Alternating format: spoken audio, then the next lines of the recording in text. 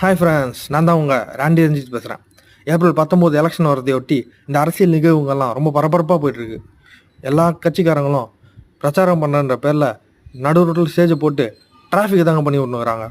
சரி, நம்ம சைட்லேருந்து ஒரு கருத்து கணிப்பு எடுப்போம், மக்கள் என்ன சொல்கிறாங்க அப்படின்னு பார்க்கலாம். அப்படின்னா அதிகப்படியான மக்கள் என்ன சொல்கிறாங்கன்னா, ஏப்பா நாங்கள் ஓட்டே போட போகிறது கிடையாதுப்பா, எதுக்குப்பா ஓட்டு போடணும், எப்படியோ யார் வந்தாலும் ஒன்றும் பண்ண போகிறது கிடையாது, அதுக்கு இதுப்பா கஷ்டப்பட்டு ஓட்டெலாம் போடணும், அதுவும் இல்லாமல் எப்படியோ நான் போடுற கட்சி ஜெயிக்க போகிறது கிடையாது, ஃப்ராடு பண்ணி தான் ஜெயிக்க போகிறாங்க, அதுக்கு இதுப்பா கஷ்டப்பட்டு லைனில் நின்று ஓட்டுனா போடணும், ஏதோ அன்றைக்கி ஒரு நாள் லீவ் வருதா ஜாலியாக வீட்டிலே வச்சுருக்கலாம் அப்படின்றாங்க.